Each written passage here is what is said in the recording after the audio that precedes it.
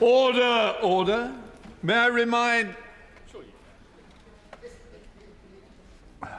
the House that the ballot for the election of the Select Committee Chairs is currently taking place in Committee Room 15.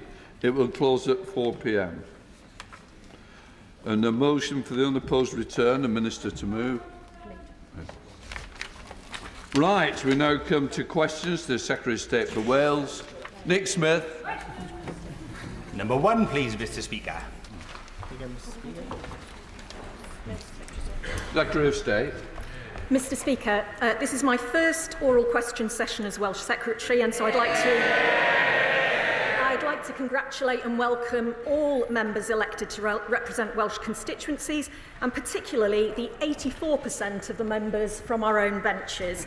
And may I also welcome the Shadow Secretary of State for Scotland to his front bench for Welsh questions.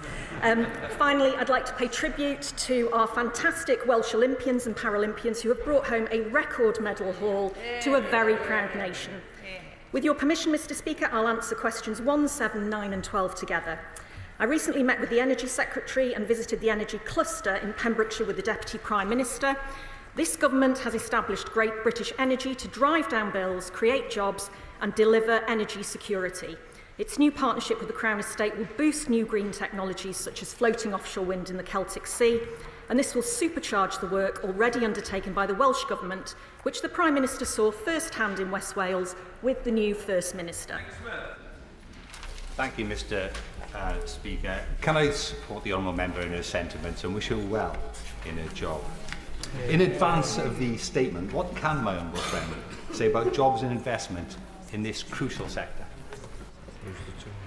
I thank the honourable gentleman for his question, and I'm delighted that 7 Welsh tidal, solar and offshore wind projects were successful in securing contracts in this government's main scheme for supporting low-carbon electricity generation. These projects will support this government's mission to deliver clean power by 2030, as well as creating high-quality green jobs and attracting private investment. And I look forward to further Welsh projects coming through in future rounds. Right, Jill German. Thank you, Mr. Speaker, and I thank my right honourable friend for her answer. I'm delighted to see her in her place. I'm pleased to say that the development of skills needed for this is well underway in Clwyd North. Creating enterprises in Rhyl work with local social housing providers to develop energy-efficient housing solutions, and they've partnered with Rhyl College to train local people in renewable energy, green heating and solar technologies, giving them the key skills needed for the green energy sector and us the local trained workforce we need. Does my right honourable friend agree with me that green energy offers huge growth and employment potential for areas like Clwyd North? And will she join me on a visit to creating enterprises the next time she is back home in North Wales? Can I congratulate the honourable member for winning her seat, and can I say that this government has a clear mission to make Britain a clean energy superpower by investing in homegrown energy to grow the economy, create jobs, boost skills and strengthen our energy independence. And in Wales, we have the resources and skills to be a leader in cutting-edge energy technologies, creating those high-quality jobs right across the country, including in North Wales. And it would be a pleasure to visit creating enterprises with my honourable friend. Bill Esterson. My right honourable friend mentioned the exciting opportunities from offshore wind for the people and economy of Wales. Can she tell the House about the discussions that she and her Cabinet colleagues have had with the Crown Estate about maximising the benefits of the opportunity? Thank you, Mr. Speaker. The new innovative partnership between Great British Energy and the Crown Estate, we believe, will leverage up to £60 billion of private investment into the UK's drive for energy independence. And I'm delighted that the Crown Estate has today published plans to bring an additional 20 to 30 gigawatts of offshore wind to market by 2030. This is excellent news for Wales's clean energy ambitions, particularly for floating offshore wind in the Celtic Sea. And I recently met the Energy Secretary and separately the Crown Estate to discuss how this new industry can deliver jobs and growth across Wales. Henry Tufnell. Thank you, Mr. Speaker. Can the Secretary of State set out how Great British Energy will deliver benefits to the Port of Milford Haven and families across my constituency of Mid and South Pembrokeshire. Secretary of State. Can I also welcome my honourable friend to his seat? I had the privilege of visiting the Port of Milford Haven Energy Cluster in Pembrokeshire with my honourable friend and the Deputy Prime Minister in August. I really value the critical role that the port plays in securing the UK's energy supply, and I'm proud that the region is pioneering new green technologies. We've established Great British Energy to drive investments in these technologies, which will deliver sustainable, skilled jobs in Pembrokeshire and across Wales. Llynys Medi. Diolch Cyfarwydd. Ynys Môn has a long history of clean energy production, but Tory delays over Wilfa have cost the island over 400 jobs since 2010. In March, the now Secretary of State urged the UK Government to get on with delivering new nuclear power. Now she's in power, will she back those words with a concrete plan? Can I welcome the Honourable Lady to her place, and just to say that our manifesto commitment to deliver new nuclear in places like Wilfa stands. We will do that, and this government has now completed purchase of the Wilfa site, as she knows. We will end over a decade of inaction by the previous government on nuclear power as part of our wider plans to get Britain building again. Secretary John Lamont. Thank you, Mr Speaker. Can I start by congratulating the new ministers on their appointments. The last Conservative government spearheaded various clean energy schemes for Wales, including the Celtic Freeport, which has the potential to create more than 10,000 green jobs. So will the Minister join with me today in recognising the last Conservative government led the way in delivering clean energy projects for Wales? Does she also recognise that the Welsh Government has to play its part too? And lastly, can the Minister outline what specific discussions she has had with the Welsh Government for their own plans to support clean energy projects in Wales? Secretary of State. Can I thank the honourable gentleman for his remarks? My colleague, the Secretary of State for Business and Trade, said immediately following the election that we do not intend to make any changes to the existing Freeport commitments. I'm backing the delivery of the 2 Freeports in Wales, and I'm very pleased that with the involvement of the Welsh Government, we have fair work elements within those Freeports in Wales, which I fully support. Steve Bitherton. Number 2, please, Mr Speaker. Secretary of State. Under my chairmanship, the Transition Board has moved from discussion to delivery. Last month, I announced £13.5 million for supply chain, skills and employability funds. I also announced our Business and Community Pledge Scheme, bringing together over 50 organisations in support of those workers who are affected. Steve Bitherton. I thank the Right Honourable Lady for beginning to deliver funds to support business confidence and provide a safety net for workers. Can she explain how these will support workers in practice who are dealing with great uncertainty? The 2 funds that have been announced are specifically for people in businesses and people working in the supply chain, because we know that they have already been affected by the uncertainty around the situation at Port Talbot. These will help people to retrain and reskill into new employment, and for the businesses it will help them to diversify and go into new markets if they are the primary customer of Tata Steel. I think it's grouped as well, Secretary of State, isn't it? I do apologise, Mr Speaker. No problem. So I will answer question 5 as well. That's great. Jessica Morton. Thanks, Mr Speaker. And I know my right honourable friend will serve Wales admirably in her new role. Lamwell's Steelworks in Newport is a key strategic site, manufacturing world-class automotive steel and more. There's so much potential in the site, and I know we all await this statement later, but can the Minister outline what she's been doing alongside the Department of Business to secure future investment in Llanwern as part of ongoing discussions with Tata? Secretary of State. This government absolutely understands the importance of Llanwern as a key manufacturing facility for steel products. We have worked with Tata Steel UK to ensure that Llanwern is clearly considered in plans for the future of steel in South Wales, and I know that my honourable friend is a dedicated advocate on behalf of the workers at Llanwern and will be closely following the upcoming statement from the Secretary of State for Business. Secretary of State John Lamont. Thank you, Mr Speaker. Now, today the Government is expected to unveil details of its steel plan for South Wales. From what's been briefed to the press, it seems that the core of this new deal is the same deal, worth hundreds of millions of pounds, that was agreed by the last Conservative Government. Now, at the time, the Minister and the Welsh Labour Party appeared to rubbish the deal and suggested that a better deal was possible. Does the Minister now regret previous criticism of the deal by the Labour Party? Mr Speaker, can I say I don't recognise that characterisation of the deal that the Business Secretary will make a statement on later. And I would say that the Business Secretary will make a statement to this House. I don't want to preempt that because we are a party and a government that will always come to this House first to make major announcements.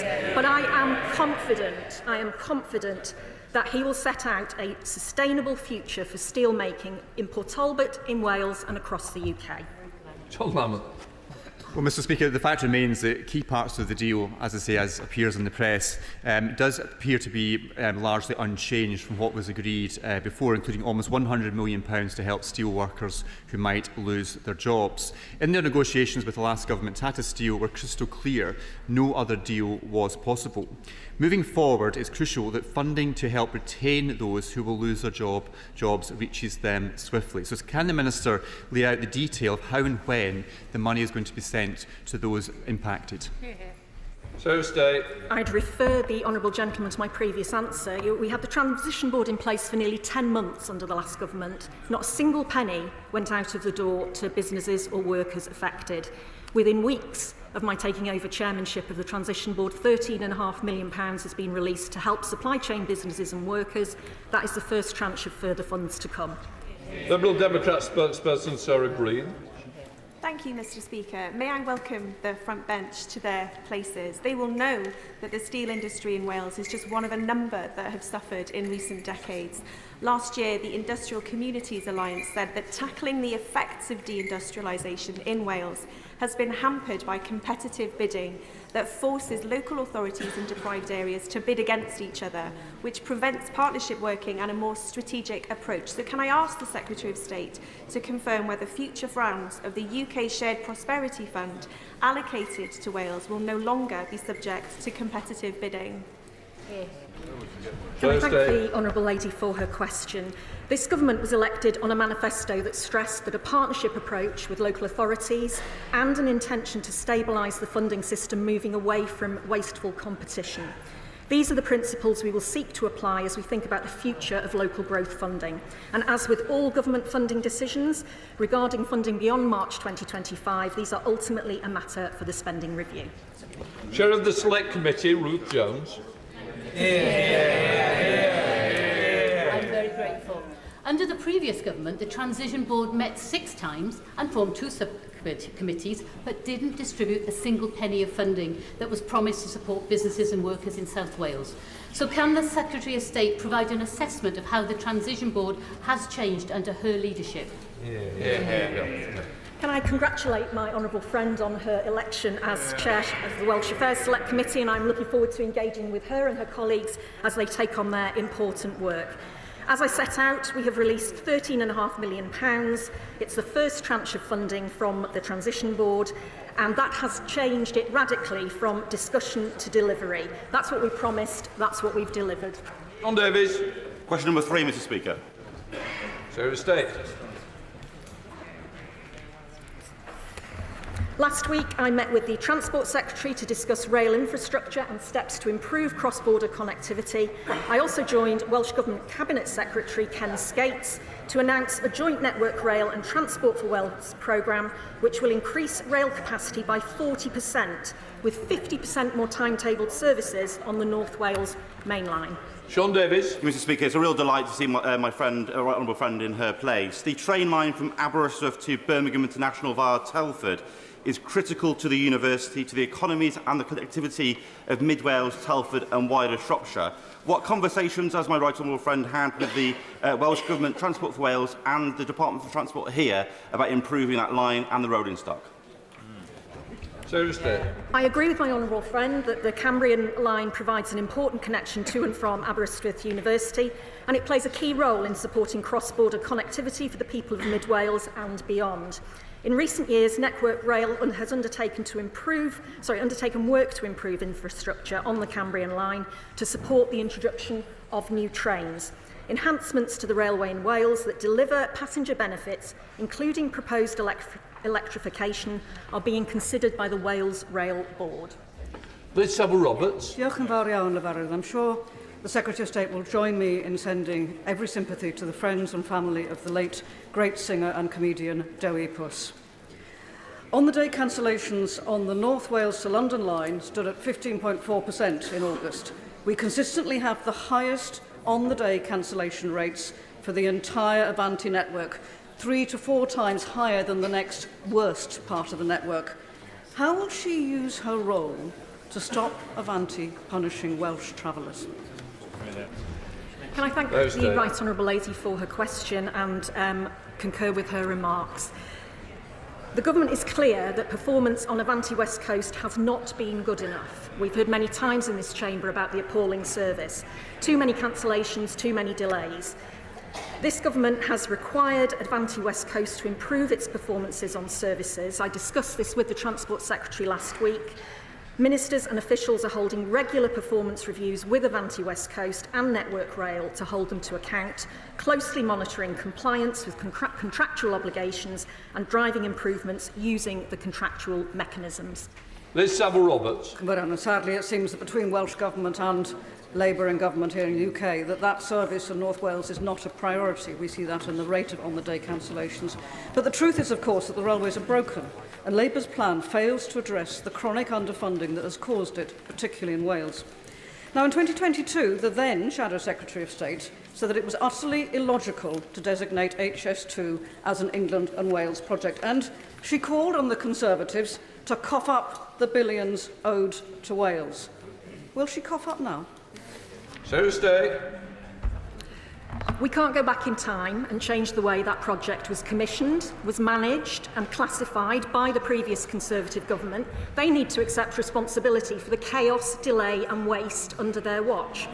But what we can do is work closely with our Senedd and local authority colleagues to develop and invest in transport projects that improve services for passengers right across Wales. Matthew Patrick. Question number 4, please, Mr. Speaker. Secretary of State. I was pleased to meet with the Transport Secretary last week to discuss our approach to rail in Wales. She's reviewing the previous government's transport infrastructure commitments and will report in the autumn. We will deliver rail improvements which will make the services more accountable to the people who use them, through the Passenger Railway Services Bill, which completed its common stages last week, and Great British Railways, launched in shadow form earlier this month. Matthew Patrick. Thank you, Mr. Speaker, and it's great to see my honourable friend in her place. Connections between my constituency of Wirral West and North Wales are many, they're deep and they're valued on both sides of the border. Our transport connections, however, are sadly lagging behind. Could she please set out what conversations she's having with ministers and stakeholders to improve those connections? Can I welcome my honourable friend to the House and congratulate him? In my meeting with the Transport Secretary last week, we discussed a range of issues, including connections between Wales and Merseyside. I recognise the importance of cross-border travel for people across the region. The UK and Welsh governments are committed to strengthening these connections, which are vital to unlocking economic growth and employment opportunities for people and businesses.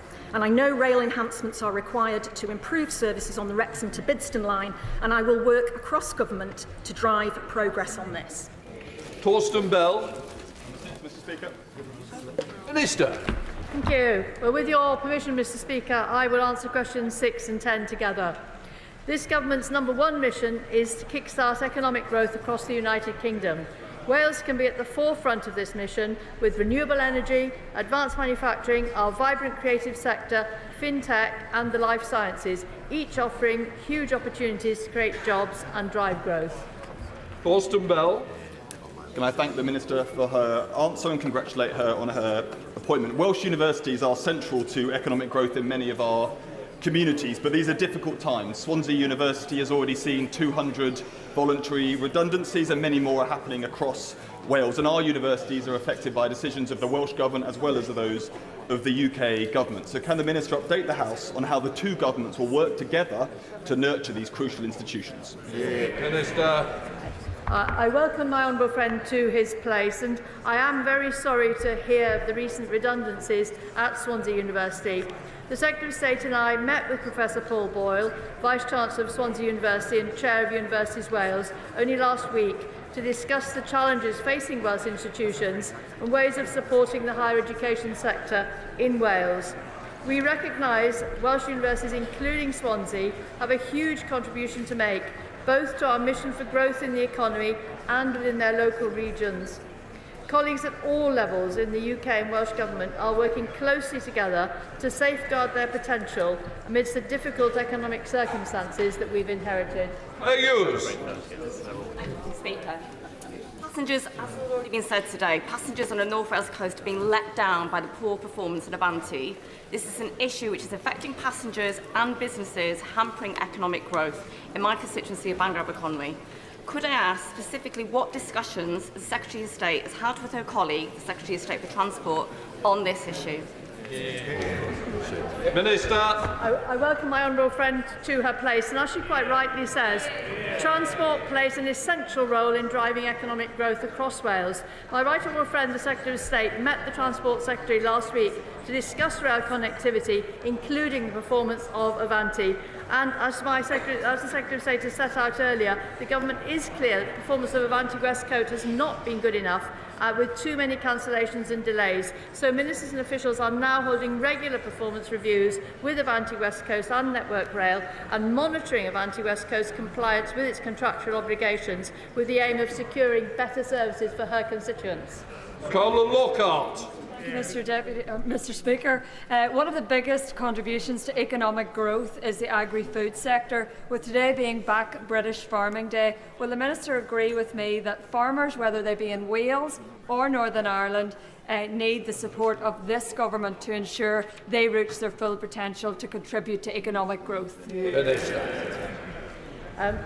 As the member quite rightly says, farmers have a huge contribution both to the economic growth of this country and to our food security, and that is why we are absolutely determined to work hand in hand with Welsh Government to ensure that we can offer the very best to our Welsh farmers. Sir Ashley Fox. Question number 8. Minister. Thank you. Nuclear energy can play an important role in helping to achieve energy security and clean power, whilst providing thousands of skilled jobs. Great British Nuclear has acquired the Wilver site with a view to developing a new nuclear project. Decisions on the project and the technologies to be deployed at Wilver will be made in due course. Fox. Mr. Speaker, the last government announced the biggest expansion in nuclear power for 70 years. Including the commissioning of Hinkley Point C in Somerset. Does the Minister agree that a new nuclear power plant at Wilver is vital to the UK's energy security, and can she give a timeline for its development? Minister. As a previously designated nuclear site that has hosted nuclear power, Wilver is ideally placed either to be used for large-scale nuclear or indeed to be used for a series of small modular reactors. And we will be setting out our plans on the site in due course. David Chadwick. Question number 11, please, Mr. Speaker. Minister. This government is committed to improving digital connectivity, as demonstrated by our commitment to full gigabit and national 5G coverage by 2030. I've recently met internet and mobile providers as well as Ofcom. The honourable member will be aware that thanks to the UK Government's shared rural network, 4G connectivity has been boosted in his own constituency as a result of the activation last month of 2 additional masts. David Chadwick. Many of my constituents living in areas like Llanyrthel and Llanfowr have been missed out by previous rollout schemes. Is the government committed to ensuring that funding is available to ensure that people living in so-called hard-to-reach areas can be connected? Minister. I very much appreciate the concern that the honourable member has for his constituents, particularly in a rural area which has so many challenges for connectivity. What I can tell him is that in his constituency, over 90% of the premises can access superfast broadband speeds, and to extend gigabit capable coverage further, approximately 3,000 premises in his constituency are currently expected to receive gigabit capable connection through Project Gigabit cross-regional procurement framework, and alongside this there are 21 voucher projects across the constituency which include approximately 5,000 premises. But if he concerns, perhaps he could come and see me on the matter. Jerome Mayo. Number 30. Thanks. Jerome Mayo. Number 30. Secretary of State, I presume. Thank you, Mr. Speaker. We recognise that the NHS in Wales faces unique challenges and are committed to working closely with the Welsh Government to improve NHS waiting times. Our approach is grounded in the belief that public services, such as healthcare, should not just be fit for purpose today, but be robust and resilient for the future. Thank you, Mr. Speaker. Treating cancer early is absolutely critical for survival rates. In England, the target is to have 85% of patients treated within 62 days. Now, in Wales, that target is more generous. It's just 75%, and yet it has never been achieved. The current rate is an appalling 56.7%, much worse than the equivalent figure in England. So why is it that Welsh Labour is underperforming England, and is it really still the blueprint for government? Secretary of State. More people in Wales have been told that they don't have cancer than ever before, and that's good news. Performance increased against the 62-day target for treatment in June compared to the previous month. And over the last 2 years, the number of patients waiting longer than 2 years has reduced. Average waits for treatment remain steady. We now come to Prime Minister's questions. Torsten Bell. Number 1, Mr. Speaker. Prime Minister. Thank you, Mr. Speaker. This weekend we remembered the late Queen and her enduring legacy of service and devotion to our country. And I was proud to announce a new national monument located at St James's Park to honour her memory. And I know the whole House will join me in sending our best wishes to the Princess of Wales as she completes her treatment. Mr. Speaker, this afternoon we'll introduce the Renters' Rights Bill. After years of inaction, this government will oversee the biggest levelling up of renters' rights in a generation, and I urge the whole House to get behind it. And later this week I'll visit Washington to meet President Biden for a strategic discussion on foreign policy. Mr. Speaker, this morning I had meetings with ministerial colleagues and others. In addition to my duties in the House, I shall have further such meetings later today. Torsten Bell. Thank you, Mr. Speaker. Back in the 1990s, the Conservatives claimed that the minimum wage would cost 1 million jobs. Instead, low earners have seen the fastest pay rises year after year, with no effect on employment. Year after year, which they oppose. Today, and under their watch, 1 million workers are on 0 hours contracts, and over a million people have no sick pay whatsoever, facing risks that nobody in this House would bear. The detailed matter, but it is outdated nonsense. Order. Please sit. One, it's easier if you face me, I can hear it better. But the second part is it's meant to be a question, not a statement. No, I decide. Prime Minister, don't I? Thank you, Mr. Speaker. Economic growth is our #1 mission, and that's why we forged a new positive relationship with business. But too many people are insecure at work, and that holds them back and holds our economy back. This government was elected to deliver for working people, and that is exactly what we will do. We come to the Leader of the Opposition, Rishi Sunak. Thank you, Mr. Speaker, can I join with the Prime Minister in his words about Her late Majesty, the Queen, but also in his words about the Princess of Wales? She's been in the thoughts of everyone across the country, and I know everyone in the House will be delighted and relieved at the progress that she has made. May I also, Mr. Speaker, take this opportunity to pay tribute to Nicholas Howard. This is his last Prime Minister's questions after supporting 8 consecutive Prime Ministers through these sessions. Never my favourite part of the week, but his commendable service made it far more manageable. Mr. Speaker, yesterday Labour MPs voted to remove the winter fuel payment from over 10 million British pensioners, including those with just £13,000 of income. With that decision debated and made, it is now important that the House understands the full consequences of the government's choice. So can I very specifically ask the Prime Minister, will he now publish the impact assessment before the House rises? Prime Minister. Mr. Speaker, the fact of the matter is this. They left a £22 billion black hole. It from the OBR. Richard Hughes is absolutely clear. It's the largest year-ahead overspend outside of the pandemic. Now, of course, when it comes to mitigations and impacts, we've put those in place. Ramping up pension credit, dealing with housing benefit and linking it, something the party opposite didn't do for years. And because of the tough decisions that we're making to stabilise the economy, we can make sure that the triple lock shows that increases in pensions will outstrip any loss of payments. But before he complains about us clearing up his mess, perhaps he'd like to apologise for the £22 billion black hole. Mr. Speaker, this has got... Mr. Speaker. I want to hear the question. Mr. Speaker, when I was in government, I delivered record increases in the state pension. We protected the winter fuel payment and we gave pensioners cost of living benefits. He's the one that's taking money away from pensioners on £13,000, Mr. Speaker. But this has got nothing to do with the public finances. His own Chancellor just this morning, his MPs may not have been listening to her, his own Chancellor this morning admitted that she would prefer it if this policy didn't even raise any money, Mr. Speaker.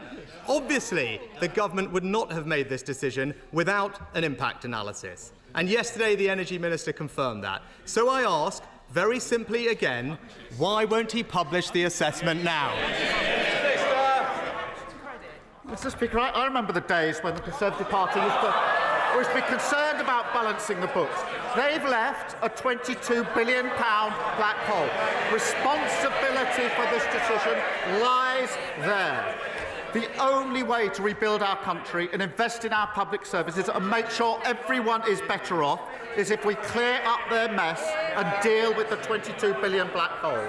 But, Mr. Speaker, last week we learned that the Shadow Housing Secretary was calling for means testing of winter fuel payments. Now it turns out that the Shadow Paymaster General agrees with her and even boasted about texting his own mother saying she didn't need the payment.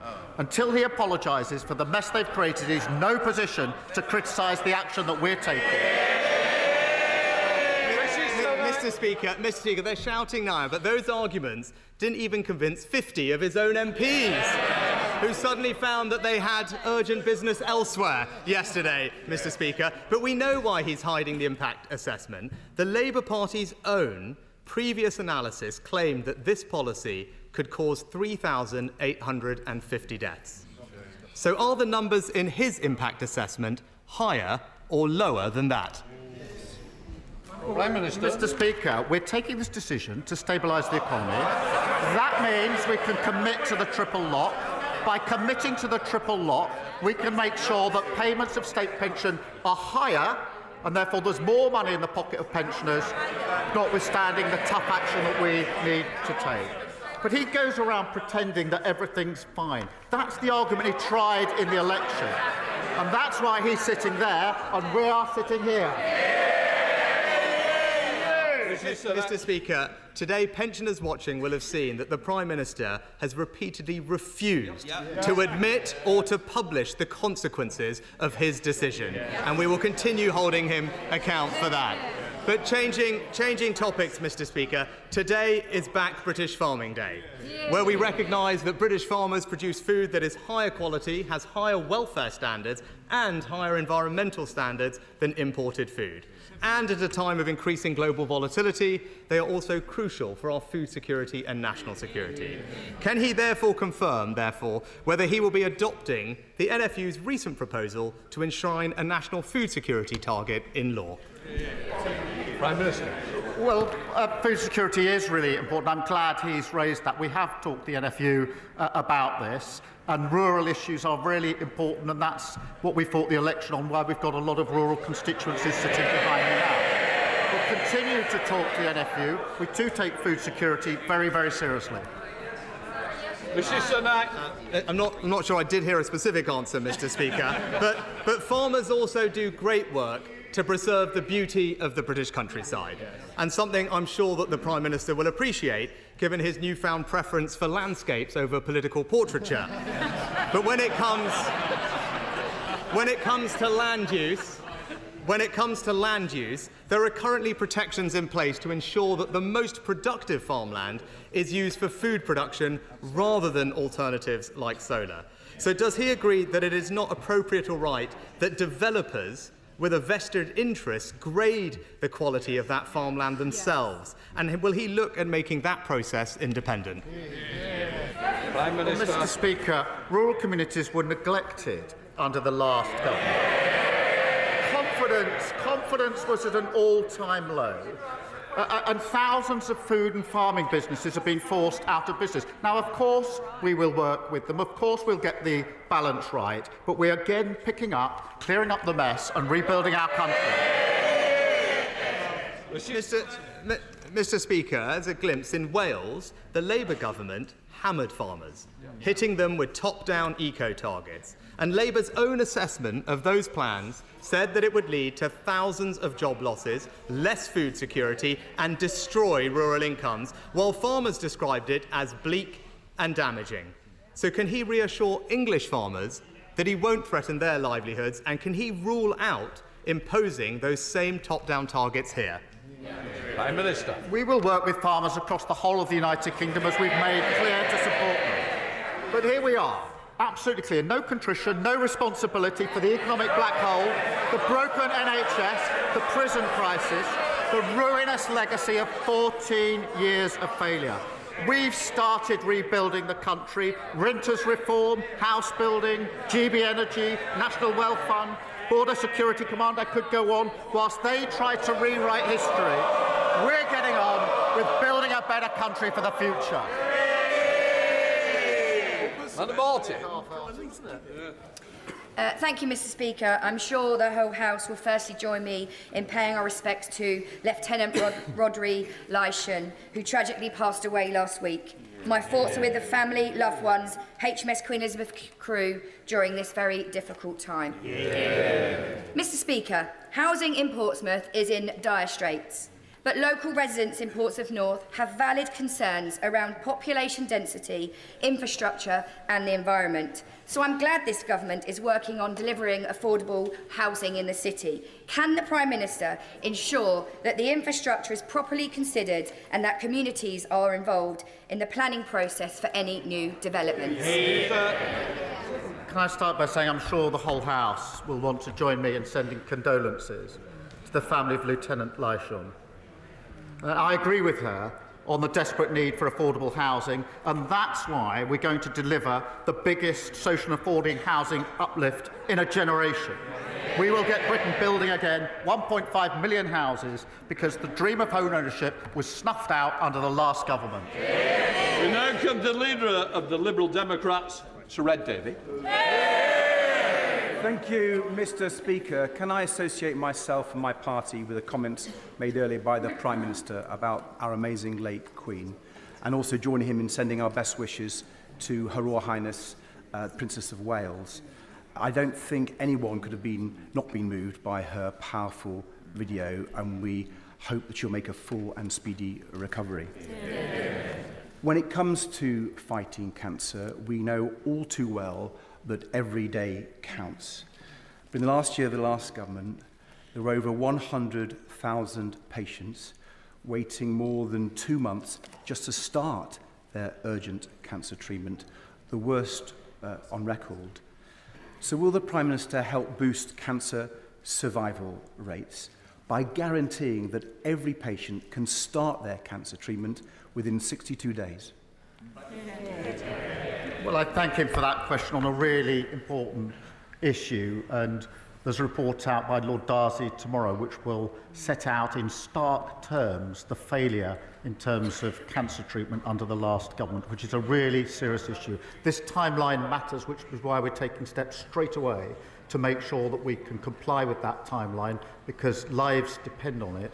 And that's why we've already taken a decision to put more scanners in to catch this early and use technology. It's a very serious issue, very serious failure by the last government. Sir Ed David.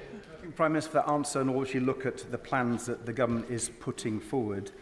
Last night, Liberal Democrats voted against the withdrawing of winter fuel payments. We believe it's just wrong to balance the books by removing the support from pensioners. But we do understand that there are some difficult choices to be made to clear up the appalling financial mess left by the last Conservative government. One of the many reasons for that mess was the Conservatives prioritising tax cuts for the big banks, costing £4 billion a year. They pay more tax. So will the Prime Minister instead reverse those cuts so that we can afford to support millions of struggling pensioners through this very hard winter? Well, I'll resist the temptation to get ahead of the budget. But look, what is important is that we recognise that there is this £22 billion black hole that's been left by the previous government. Now, I know that their practice was ignore it, to kick it into long grass. We're taking the tough decisions because I'm absolutely convinced that's the only way we can start rebuilding our country, investing in our public services and making sure that everybody is better off. Patrick Hurley. Thank you, Mr. Speaker. My Southport constituency has experienced a difficult summer. Firstly, I want to reiterate that our thoughts are with the families of Alice, Bibi and Elsie, who tragically lost their lives in the attack in July. I welcomed the Prime Minister and the Home Secretary to our town in the weeks that followed, and we worked together to find further ways to bring our community together. Can I therefore ask the Prime Minister to take this opportunity to recommit the government's support for our town for those grieving and affected by the tragic attack? Prime Minister. Well, I thank him for that question, and we stand with those who tragically lost their loved ones in this heinous attack. I did go up to Southport the day after and went back actually 3 days after that on a private visit to meet some of the first responders who had been at the scene. And simply to say thank you to them. I can't tell the House how angry I was when I got back to London and saw that those same officers who had responded were having things thrown at them by far-right thugs. Mr. Speaker, we will work tirelessly to support his constituents, and I thank him as well for his hard work in this difficult time, working with Sefton Borough Council and Liverpool City Region Combined Authority to deliver a support package. The community has endured this horrendous event, should be supported, and I know will be, across the whole House. Nigel Farage. Thank you, Mr. Speaker. Yesterday we witnessed some extraordinary celebratory scenes outside Britain's prisons where, in some cases, serious career criminals were released. And this to make way for, yes, rioters, but equally those who've said unpleasant things on Facebook and elsewhere on social media. Does the Prime Minister understand there is a growing feeling of anger in this country that we are living through two-tier policing and a two-tier justice system?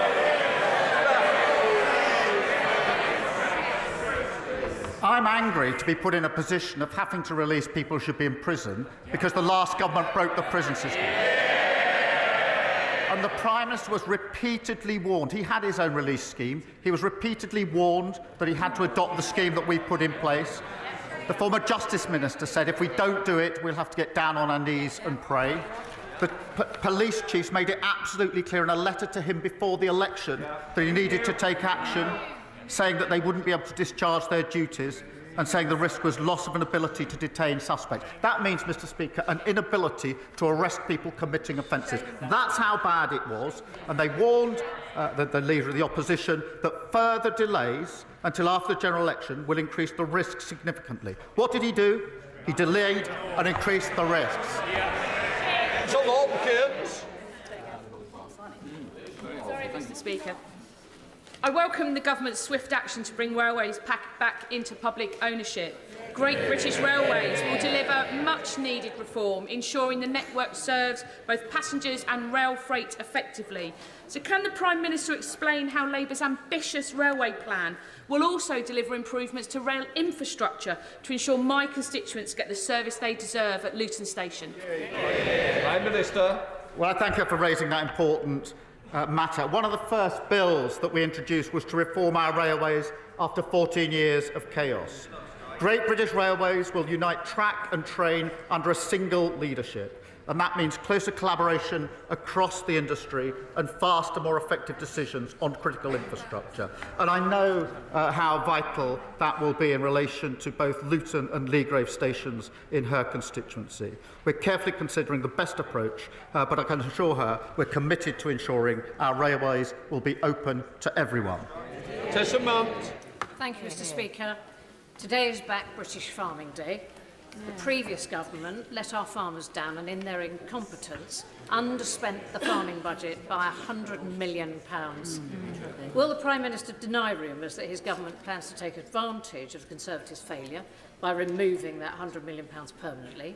Farmers across the country want to know that the Prime Minister will increase the agriculture budget, as the Lib Dem manifesto proposed, to speed up the rollout of the new environmental land management schemes to support profitable, sustainable and nature-friendly farming. Well, I thank you for that question. It is a really important issue, and our rural communities were neglected by the previous government, and that's why confidence is at an all-time low. And what we will do is to protect farmers from being undercut in trade deals, make the supply chain work more fairly, and prevent shock rises in bills by switching to GB energy. We won't preempt the budget in relation to this, but we will put the support in place. Thank you. Luke Murphy. Thank you, Mr Speaker. Many of my constituents, including those at Chapel Gate, have told me about the so-called management agents who charge them rip-off service fees and then fail to provide even the most basic of maintenance. Many of them spend hours each week battling with these agents just to ensure that they and their neighbours are not fleeced in their own homes. Will the Prime Minister recommit this government to act where the previous government failed to reform the leasehold system, which is archaic, outdated and feudal? Prime Minister. Well, can I first welcome the first ever Labour MP for Basingstoke? And yes, we will reiterate our commitment to act to bring the feudal leasehold system to an end and ensure leaseholders can benefit from more rights, power and protections over their homes. Brendan O'Hara. Mr Speaker, international law is clear. Dropping £2,000 bombs on densely populated civilian areas is a crime. And it's beyond dispute that Israel has used F-35s to do exactly that.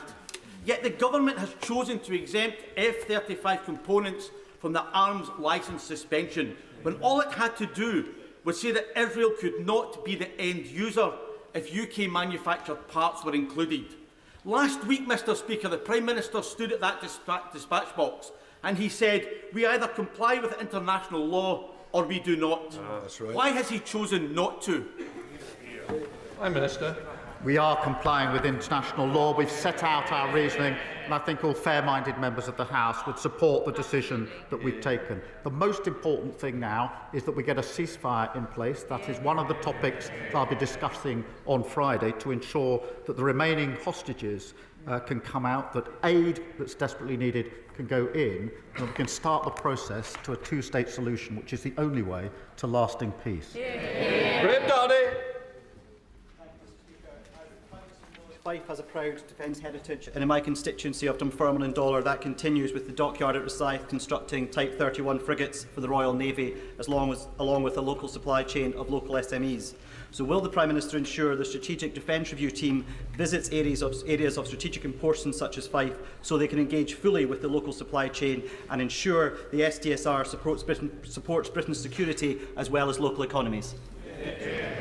Prime Minister.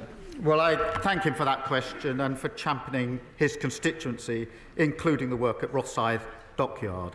The Strategic Defence Review will ensure that defence is central both to security and to economic growth and prosperity.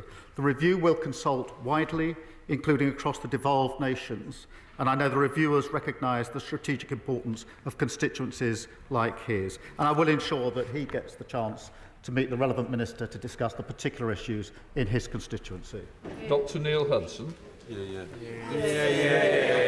Thank you, Mr Speaker. The previous Conservative government committed to a rebuild of Whipps Cross Hospital, the Princess Alexandra Hospital in Harlow, and the establishment of a new community. You have to sit down a minute.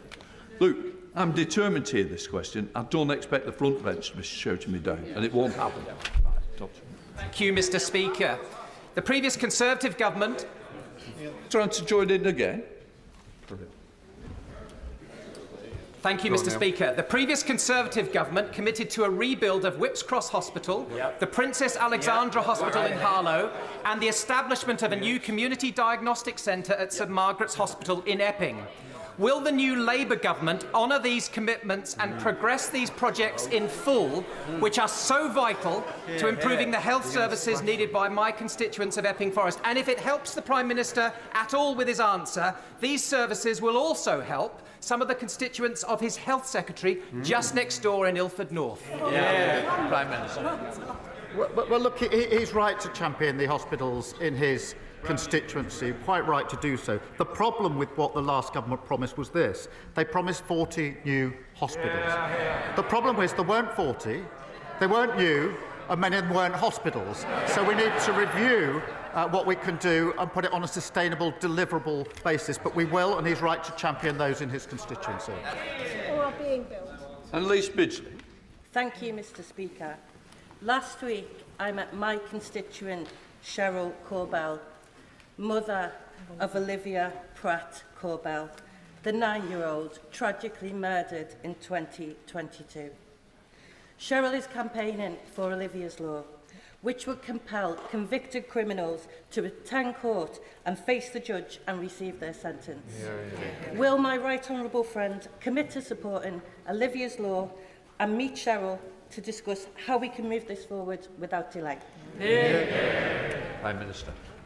Mr Speaker, in the King's Speech, we confirmed that we intend to introduce legislation this session so courts have the power to order the most serious offenders to attend their sentencing hearings. This is really important, and I know it's felt across the House, because to deprive victims and their families of seeing the sentencing exercise is to deprive them of justice. I will meet Cheryl. I have already met Cheryl and gave her the commitment last August that we would do this, and I repeat it again today, and I would just pay tribute to the campaign that she has led. Stevenson. Thank you, Mr Speaker. If the Prime Minister was a pensioner earning $11,350 this year and receiving no winter fuel payment, what would he prioritise this Christmas? Heating or eating? Prime Minister. Mr Speaker, we have to be clear why this decision is being made. A £22 billion black hole. And the previous government would walk past these tough decisions, pretend it wasn't there, put it in the long grass. We're not prepared to do that. Because we're taking tough decisions, we can commit to the triple lock, and that means that the state pension will increase by more than any loss of the winter payment allowance. But I would just say this, the biggest impact on pensioners in recent years was when they lost control of inflation, when they allowed energy prices to go through the roof, and we went through a cost of living crisis. We're stabilising the economy to make sure pensioners never, ever have to live through that again. Mark Ferguson. Annabelle is 5 years old and lives in my constituency.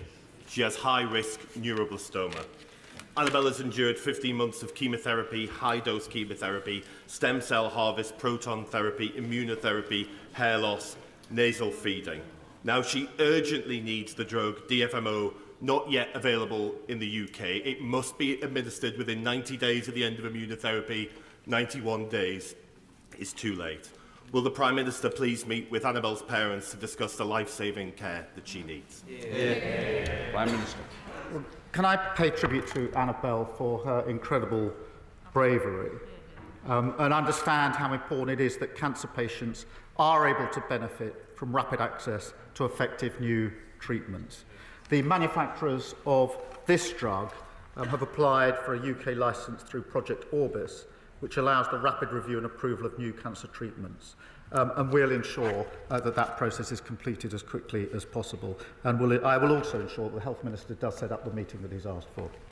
Dame Harriet Bull. Thank you, Mr. Speaker. I thought that socialism was about taxing those with the broadest shoulders in order to help the most vulnerable. But it appears that Starmer socialism involves scaring those with the broadest shoulders out of the country while taking away the winter fuel allowance of frail 90-year-olds living in drafty homes. Will the Prime Minister apologise to my shivering constituents for his personal choice? And will he reverse this chilling decision? My choice is to stabilise the economy after 14 years of failure. And I'll tell you for why. Because when a government loses control of the economy, it's working people who pay the price, and I will not let that happen under a Labour government. Paulette Hamilton. Thank you, Mr. Speaker. More than half of people with pancreatic cancer die within 3 months of diagnosis, and 7 in 10 people never even receive treatment. Every 2 minutes in the UK, someone is diagnosed with cancer. But for those diagnosed with the least survivable cancer, time has too often already run out. I'm really proud of the Labour government's commitment to our NHS, but will the Prime Minister now commit to reviewing a long-term cancer strategy so we can improve diagnosis and treatment rates in this country? Prime Minister. I thank her for raising this important issue, and it's obviously the second time it's been raised in this session. I'll have a lot more to say tomorrow when I deal with Lord Darcy's report. I pay tribute to her tireless campaigning, particularly in relation to pancreatic cancer. Cancer patients have been failed by the last government, waiting far too long for diagnosis and treatment. We'll get the NHS catching cancer on time, diagnosing it earlier and treating it faster, so more patients survive this horrible set of diseases. Louis French. Thank you, Mr. Speaker. Thank you. Following Labour's disgraceful political decision to scrap winter fuel payments with little notice to millions of pensioners, will the Prime Minister today rule out scrapping concessionary travel fares and council tax discounts, which also help millions of pensioners across the UK? Yes or no? Prime Minister. Well, as he knows very well, I'm not going to preempt the budget. It will all be set out in due course. Speaker, can I pass on the heartfelt thanks on behalf of the Bolton Council of Mosques, who greatly appreciated the dedication and leadership that the Prime Minister showed during the recent riots over the summer. Does my right honourable friend agree with me on the importance of supporting interfaith and community groups who play a vital role in bringing people together? Minister. Well, I thank her for raising that. And we owe an incredible debt of gratitude to our police for their courage in dealing with the recent disorders. And we took action to ensure they had the resources and powers they needed to tackle violence and restore order to our streets. We also, Mr Speaker, provided additional security for mosques, ensuring freedom of worship and protection from racist threats. And in the aftermath, we saw communities who really represent Britain coming forward, led by faith groups and community organisations. They showed that unity and demonstrated our values of tolerance and of respect. Anne Davies. Diolch Llefarydd. Denmark has been undergrounding its electricity cables since 2008, building infrastructure and maintaining responsible stewardship of the countryside. The Welsh Labour government's policy is for all new power lines to be placed underground where possible. The UK Labour government favours overhead pylons. Why is his government opposing Welsh colleagues in Wales? We are absolutely committed to the transition to renewable energy.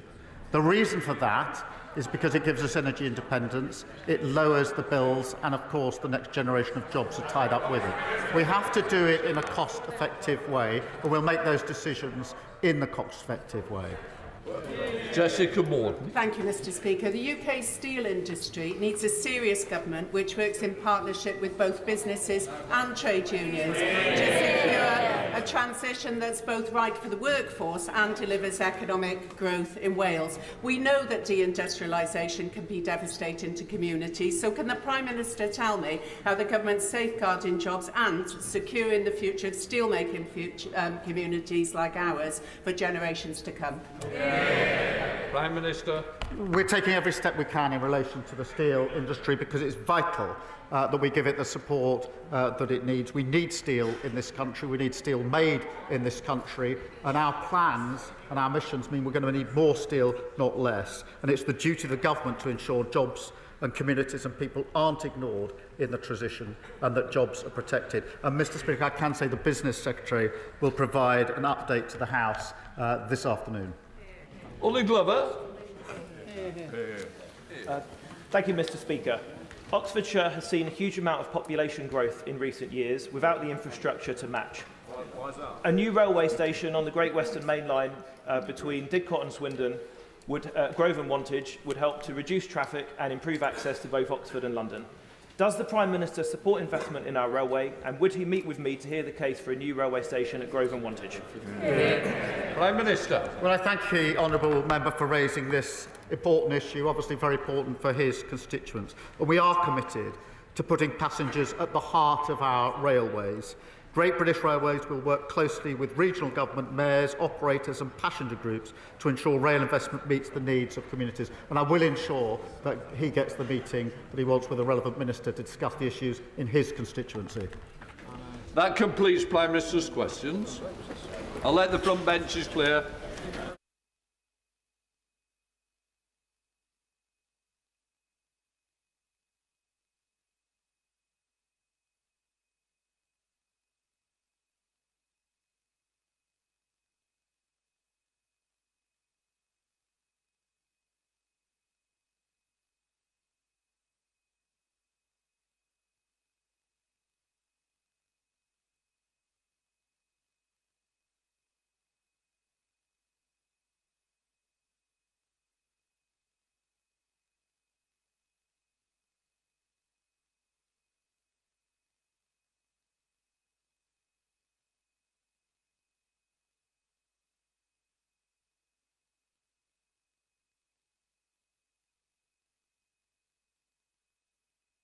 No probs, take.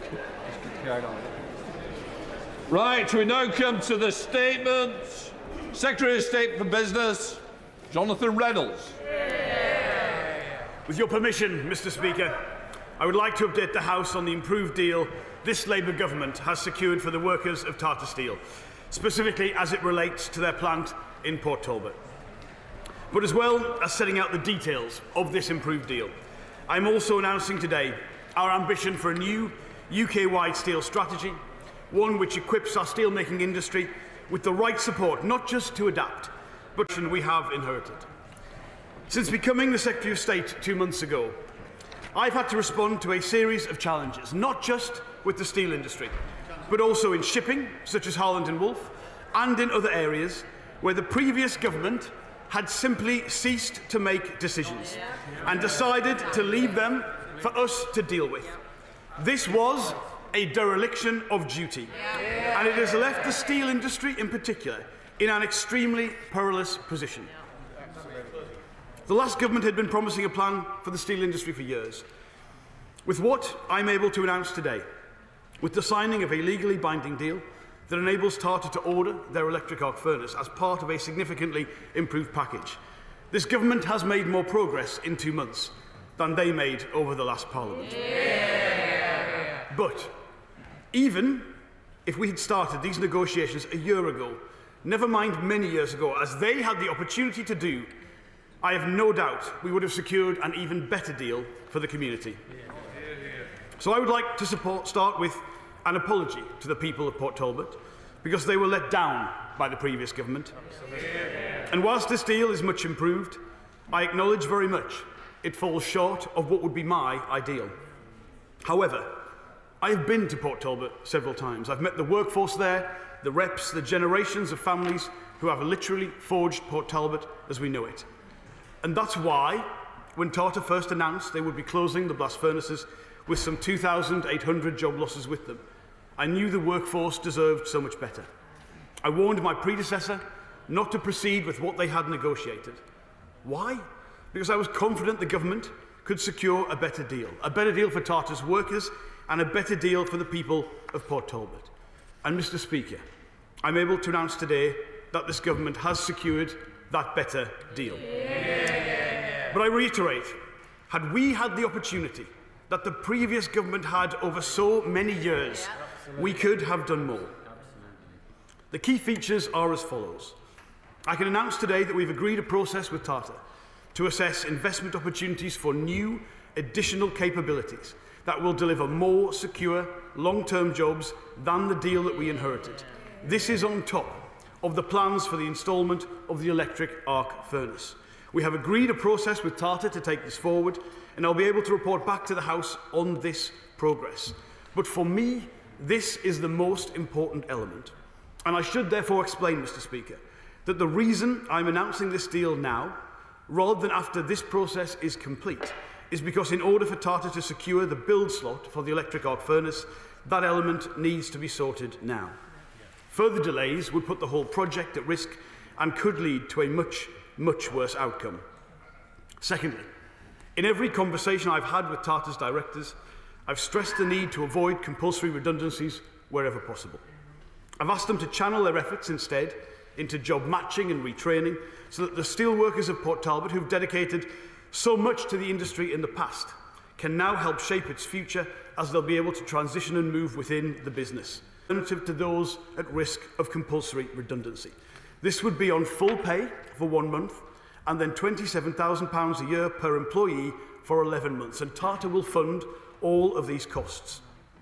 Employees will be able to choose from recognised qualifications to develop sought-after skills which will be in high demand in the local economy now and long into the future.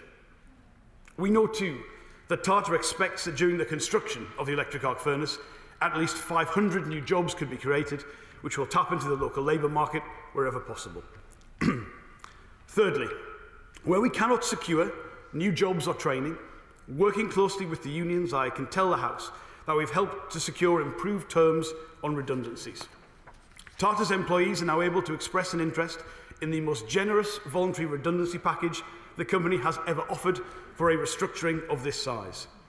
Employees will now be paid 2.8 weeks of earnings for each year of service, up to a maximum of 25 years. At the same time, we're ensuring there's a minimum redundancy payment, £15,000 pro rata, and a retention payment of £5,000 for employees leaving the business because of these closures. And over 2,000 members of staff have expressed an interest in voluntary redundancy who will be eligible for these terms. Fourthly, as part of the deal, the company will also be releasing 385 acres of their site for sale or transfer.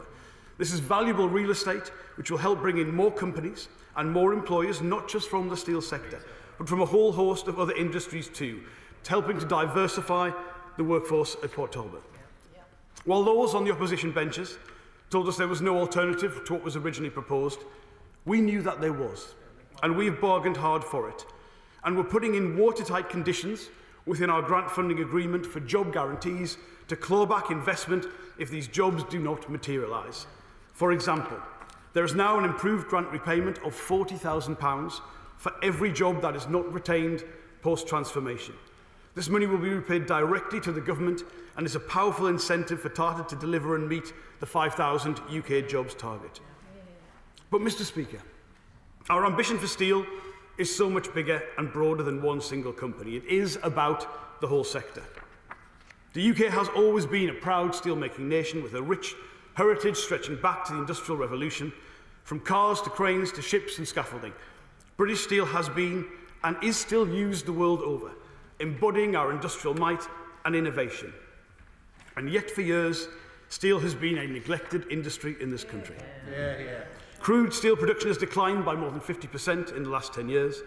Indeed, some proclaimed the industry's decline would be inevitable in the 21st century, that it was somehow a sunset industry. But, Mr. Speaker, those people are wrong. On this side of the House, we have never believed that decline is inevitable. And while the industry faces challenges today, we want to do everything we can to ensure that it can adapt and grow tomorrow. And that's why I'm pleased to announce that we will introduce our new steel strategy.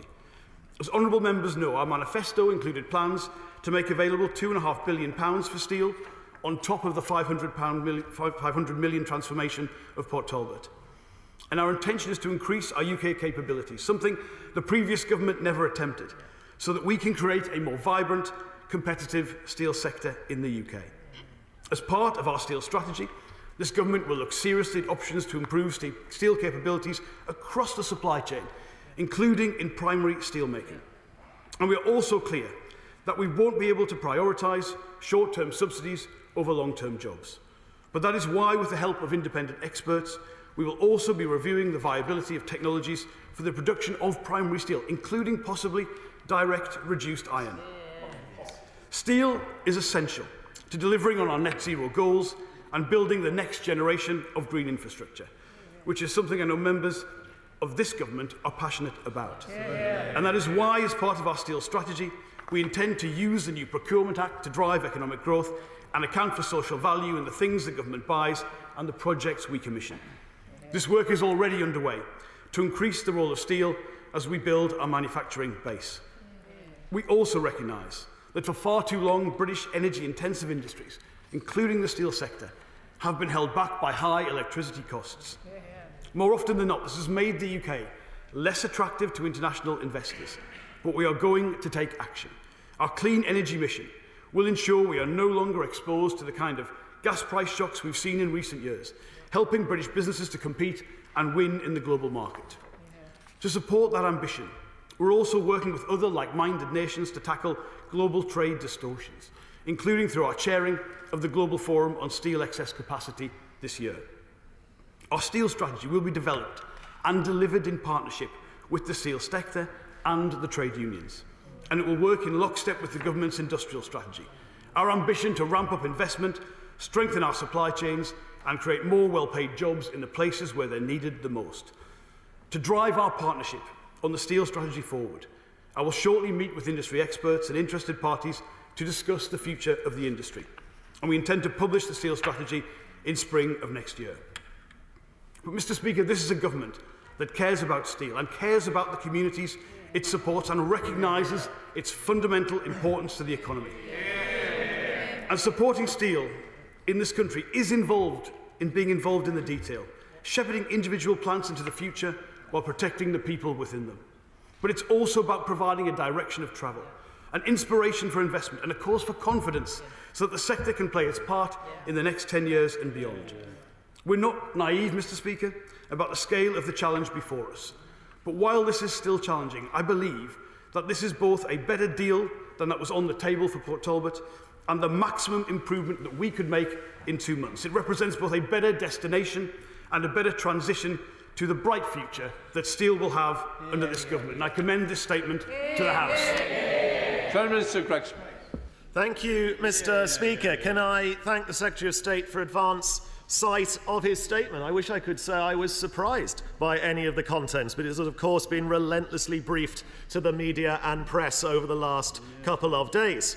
It's also no surprise that once again Labour are presiding over the demise of our steel sector. Under the last Labour government, output fell 47%, 56% of jobs were lost, and today's deal now means 100% of output gone at Port Talbot, with an electric arc furnace taking, at best, Mr. Speaker, 5 years to get up and running, with some suggesting 8 to 9 years before a single new job is created, if we see any new jobs at all.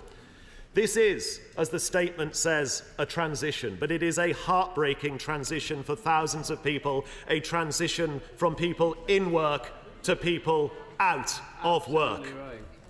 Why didn't, Mr. Speaker, the Secretary of State take steps in his discussions with Tata to ensure that the blast furnace was not closed before the new arc furnace can open? Is this really the new Labour playbook? Scrap jobs, scrap production, and become reliant on higher polluting countries for imports. That, Mr. Speaker, is not what I call decarbonisation. I must say, I do feel a little sorry for the Secretary of State, who has been dispatched here today to announce these spending decisions just a day after Labour's day of shame on winter fuel cuts for pensioners. In government, Conservatives provided a grant of £500 million towards the £1.25 billion invested by Tata Steel. At the time, this was one of the largest support packages in government history. At the time of the last government's announcement, this support was expected to save at least 5,000 jobs in the company. We worked with the Welsh Government and Tata Steel to establish a dedicated transition board to support affected employees and the local economy, backed by £100 million in total. So can the Secretary of State update on any of those job projections when he returns to the dispatch box? But further, Mr. Speaker, today's announcement is notable by the absence of any reassurance or plans for the thousands of steel workers in Scunthorpe who may not have jobs by Christmas. Equally as notable in today's announcement is once again a failure from the government to commit any detail on the domestic production of virgin steel. He says we'll have a steel strategy in the spring when thousands of jobs and production capacity has been scrapped today. It was no surprise that last week, during the urgent question on steel, the Industry Minister failed to commit 4 times to safeguarding the future of virgin steel production in this country. I'm sure the Secretary of State doesn't need reminding that if he allows Scunthorpe to close too, we'll be the only G7 country without the ability to produce virgin steel, leaving us open and vulnerable to cheap foreign imports, particularly from China. To his credit, he has always argued against offshoring our steel industry. He conceded once that this would be a fundamental political mistake. So can I ask him what conversations he has had with the Secretaries of State for Transport and for Defence about the impact of this government's new steel policy on our national security and ability to deliver infrastructure? Can he assure the House that he's doing everything in his power to make sure we do not lose virgin steel manufacturing here in the United Kingdom? For the benefit of new colleagues, the government, then, when in opposition, were committed to a £28 billion a year of borrowing to fund their decarbonisation plans. A price tag which has magically disappeared, but a target which has not. Of this, the Secretary of State made promises to the steel industry. Where are they now? Where is that money? Is he still battling the Chancellor? We know Labour's unions are quite successful in squeezing money from the Treasury, so maybe he can send them to stand up for the Chancellor if he's having problems. But, Mr. Speaker, this government has our support to ensure the future of steelmaking in this country is sustainable. That speaks beyond Tata and beyond South Wales. Only in Labour's world can the word improved mean fewer jobs and higher polluting imports. Absolutely. So I hope the Secretary of State can return to the dispatch box and do better for UK steelmaking. Secretary of State. Well now, Mr. Speaker, I've been a Member of Parliament for 14 years, and I think I've seen some interesting political events in those 14 years. I don't think I've ever heard such a brass neck on a contribution from the Conservative Party, and there's quite a menu to choose from. Let me just explain what I was doing on polling week leading up to the 4th of July. At this point, I was sat over there, still if Parliament had been sitting. I was the Shadow Secretary of State. And I was going from key seat to key seat, as you would expect us to do, and I was negotiating with unions and with Tata and with every relevant body, my colleagues in the Welsh Government, to prevent action that would have resulted in the closure entirely of Port Talbot on polling day. It was like the government had already gone. They were not on the pitch. So the first thing I had to do before I even became the Secretary of State was make sure there was something there to save, because it would have gone had it been the party opposite. Let me also just... you really need to listen to this, because part of the contributions were factually inaccurate, and I will help you by telling you what the situation actually is. This will save more jobs. That's the point of the new investment. And for those people who are unable to get those new jobs, there will be better terms for them. There will be a better cushioning of their retraining into the rest of the economy. I've explained why it is a better deal. And I hope the honourable member has seen this. He did mention some of the media. I'd just like to say that hasn't come from my department, Mr. Speaker. I appreciate there are lots of interested parties in this. But the unions have recognised it as a better deal. Our Welsh Labour government has recognised it as a better deal. And I hope, taking a step back from that statement, the Conservative Party recognises why this will make such a difference. Now, when I talked about my frustration, Mr. Speaker, because the honourable member mentioned virgin steelmaking, he will understand that the two blast furnace sites, Scunthorpe and Port Talbot, lose a great deal of money every day. And they're so fed up with the lack of action under the last government that they have put timescales on the closure of that. So the simple truth is that I do not have the time frame that was available to the Conservative Party. And even more when it comes to somewhere like Scunthorpe, I do not have in place things like the carbon capture infrastructure yet that would be necessary for the kind of solution I would ideally want. The kind of hybrid the honourable member is putting forward, keeping the blast furnaces open whilst you bring online the electric arc furnaces. I would love to be in a position to look at that, but all the time that we could have done and could have worked on that was under the Conservative government, and you didn't do it. And therefore the options available to us are far less, and the situation is far more challenging. Now, specifically in relation to Scunthorpe, yes, I've had many meetings since I became the Secretary of State with the UK management, but also with Mr. Lee, the principal shareholder. I've had 3, I believe, as Secretary of State, and I met him as the Shadow Secretary of State. We have been clear that we want there to be a transition in Scunthorpe, that we want to put up government money alongside what that company may do, but it's got to be a transition.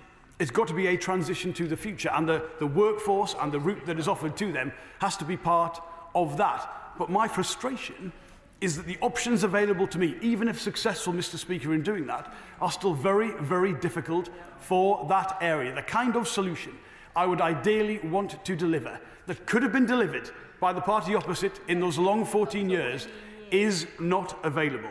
And I think, leaving this chamber today, I hope the Conservative Party can reflect both on the mistakes they have made, their lack of action, the legacy that they bequeathed us, but fundamentally the improvements we've been able to make in such a short period of time. Chair of the Select Committee, Liam Byrne. Speaker, not yet Chair of a Select Committee, but fingers crossed. I welcome the Secretary of State's announcement today, and I hope the whole House will recognise that what he has brought us today is not a set of sound bites, but a strategy that would actually benefit from a stronger cross-party consensus for the long term. And so I do hope that this could be a subject of a future Select Committee inquiry. But the Secretary of State rightly puts his finger on the key issue, which is that to safeguard the future of the steel industry, we need to de-risk the demand for steel in this country. So what reassurances can he give the House today about how we will use procurement and, crucially, the creation of a bigger offshore wind industry in this country to drive that demand that will keep the furnaces going at Port Talbot and elsewhere? This was the country that pioneered steelmaking. We need to reinvent now its future. Can I just say to members, especially senior members, when you look that way, I can't hear what you say. Please, go through the chair. That's where we keep the neutrality working as well. Secretary of State. I'm grateful to my right honourable friend for that. He is absolutely right. What we are seeking to do here is not just deliver new, improved transition deals for the key sites, but improve the overall business and investor environment for steel in the UK. I do believe that can be done. When it comes to the kind of future investments that we are thinking about, I do believe there are core capacities that could be very successful in the United Kingdom. Obviously, in 2 months, that is not sufficient for the due diligence that is required around some of the elaborate and quite considered business cases that are necessary to do that. But the process going forward is about delivering that, and I think we can turn this into an extremely positive story for UK Steel. We now come to the Liberal Democrat spokesperson, Sarah Olney. Thank you very much, Mr. Speaker. Steelmaking is of vital strategic importance to the UK. We need it to build the crucial infrastructure needed to generate sustainable growth and to safeguard our national security. And the neglect of the steel industry in recent years is just another part of the previous government's disastrous legacy. Today's announcement is a welcome sign of change. The steps the government have outlined to help protect jobs and, crucially, to develop a steel strategy are long overdue. We need to finally move on from a patchwork of last-minute rescues to a long-term plan that will set the industry on a sustainable footing. And this is as true of the steel industry as it is across our economy. We desperately need a real industrial strategy to work in tandem with this plan for steel. So will the Secretary of State assure us that his steel strategy will be fully aligned with a wider industrial strategy and will take a view of steel's importance to our economy and society as a whole? And will it aim to balance the need for infrastructure